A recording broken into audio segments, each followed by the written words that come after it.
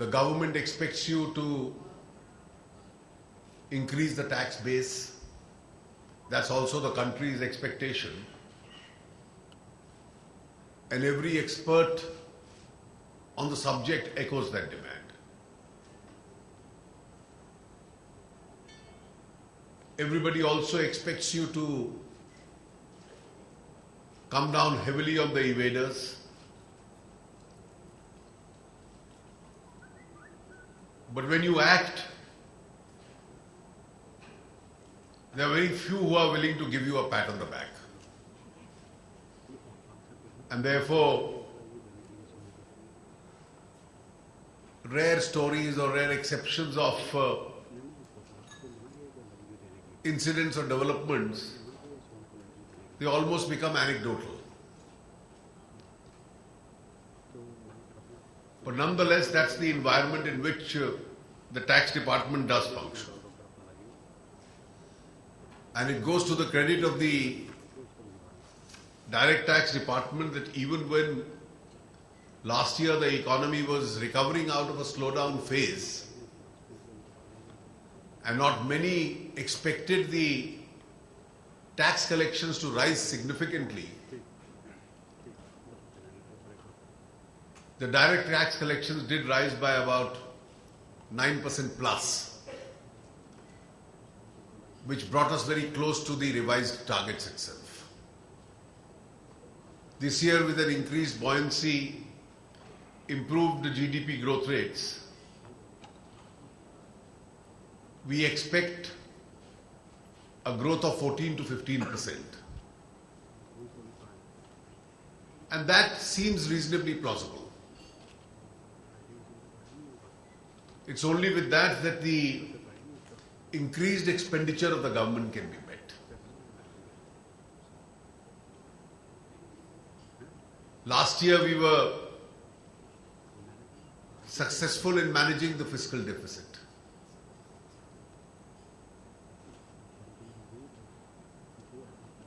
The target had been set earlier. In fact, on account of a large number of measures, we were able to marginally even beat the target, improve upon it. This year we very consciously set a very reasonable target. The fiscal deficit for 4% has to come down to 3.9%. Seeing the tax buoyancy, we can comfortably beat that target. But the real objective is not to do that, because we want to increase expenditure, because increased expenditure leads to growth. And therefore, even if there are larger collections, we'd like to see those being invested in areas of infrastructure, in areas of irrigation, in the social sectors, so that that is able to bring larger dividends back to the economy.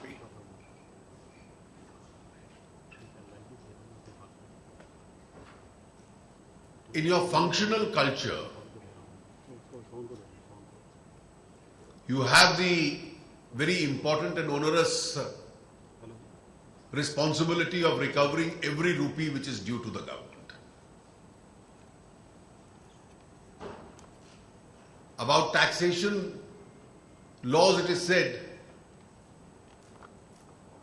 that there are no grey areas. Either a tax is payable or it's not payable. If it's not payable, no attempt has to be made to recover it. But if it is payable, then there is no scope for any other collateral considerations why it must not be recovered for the government. The base has to increase, and there is sufficient scope for the base being increased. Evasion has to be checked. The parallel economy has to be squeezed. And yet it has to be done in a very fair manner, not in a harsh manner. And in doing so, as senior officials, you have to ensure that the entire chain of officials maintain the highest standards of ethics and integrity.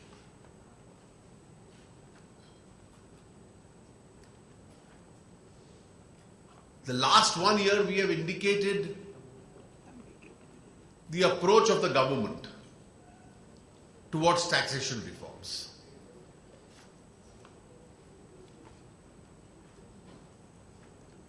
In indirect taxes, the process of introduction of the GST is on. A lot of work has been done, a lot of work remains to be done, and we have only few months left to accomplish that task.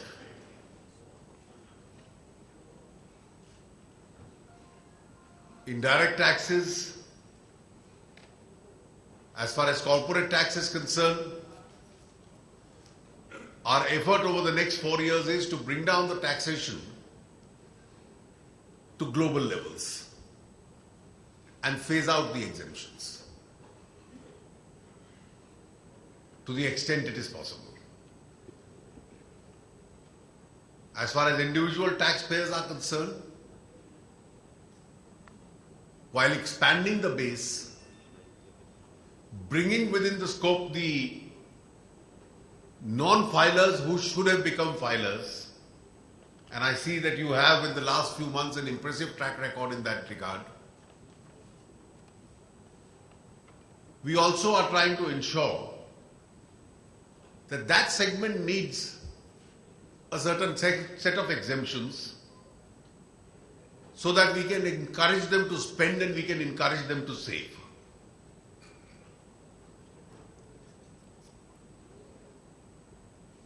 We should all be conscious of the fact that even when we talk in terms of expansion of the base, there are inbuilt limitations. If 55 to 60% of India lives on agriculture, that's the number of families which are outside the tax base. So your target base gets considerably shrunk,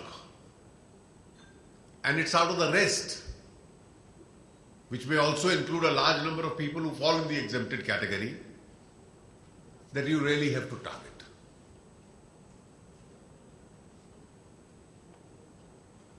There are several initiatives we've taken.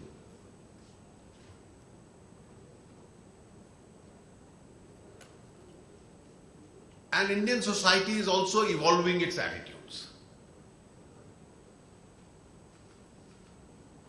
Every well-meaning advisor would tell you, as I mentioned earlier, the tax base has to be expanded,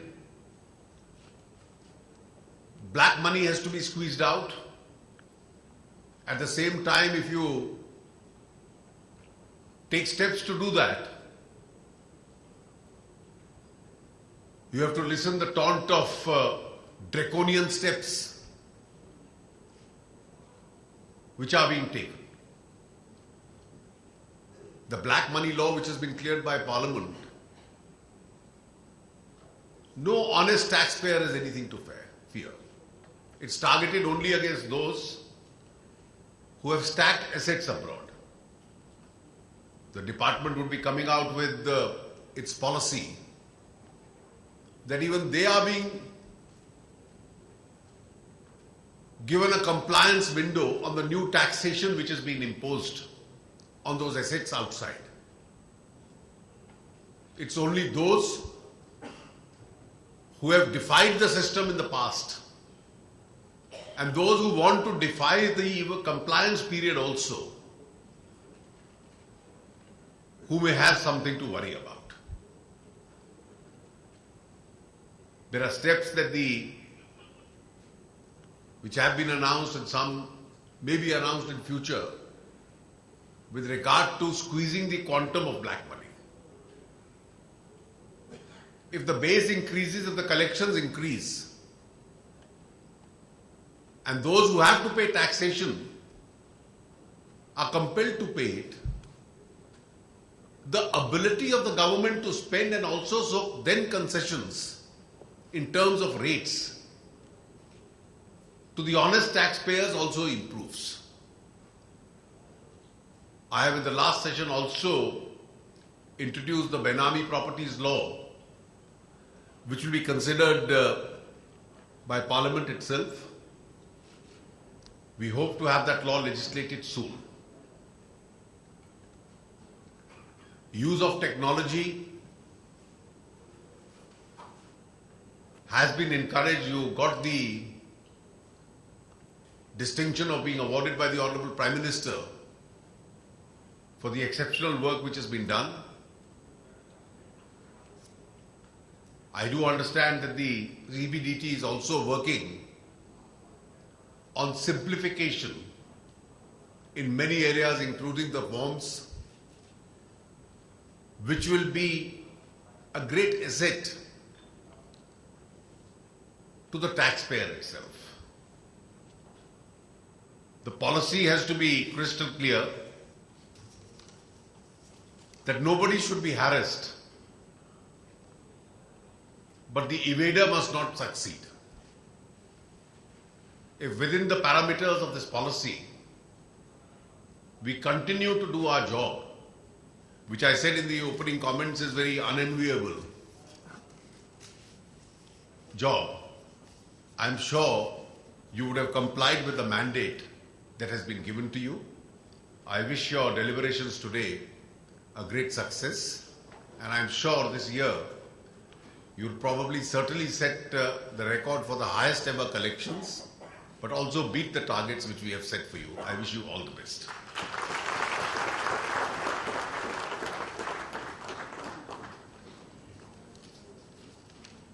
Thank you very much, sir. Your sagacious advice shall be borne in mind by all of us.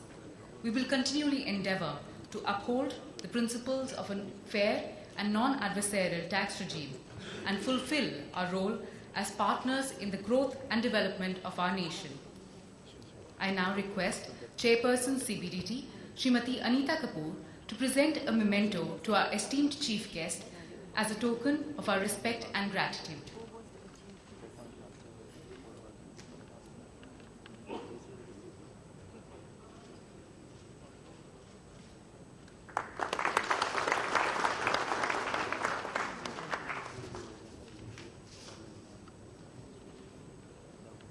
Thank you, ma'am.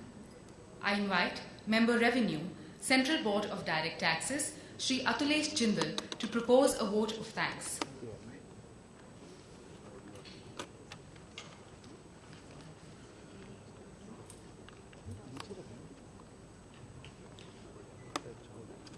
Honorable Finance Minister, Honorable Minister of State for Finance, Revenue Secretary, Chairperson CBDT, distinguished guests, my colleagues in CBDT, members of the media, ladies and gentlemen.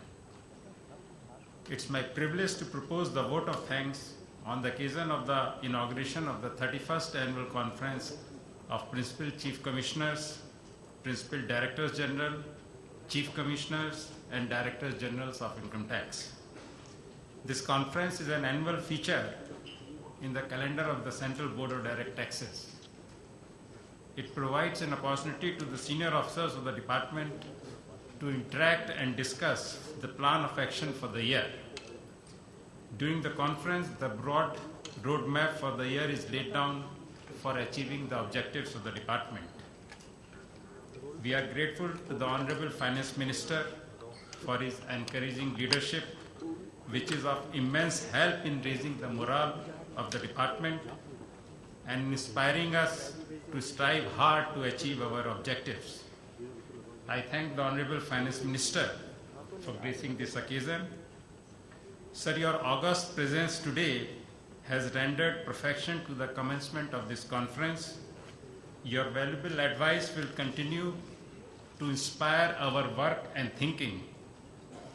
We may assure you, sir, that while aiming to achieve the challenging budget target given to us, utmost attention will be given towards other priority areas, namely simplification of procedures and bringing clarity in tax laws to facilitate ease of doing business in India, strengthening the grievance redressal mechanism, to improve the taxpayer services and providing a non-intrusive and non-adversarial tax regime. I am also thankful to the Honorable Minister of State for Finance for encouraging the efforts of the department. I take this opportunity to record our deep appreciation to the Honorable Minister of State for his kind support and guidance. I also thank Revenue Secretary for his sincere involvement and deep understanding of the work of CBDT and for all the encouragement he has been provided to all of us. I also thank our distinguished guests who are present here today. We are honored by your presence in this inaugural session.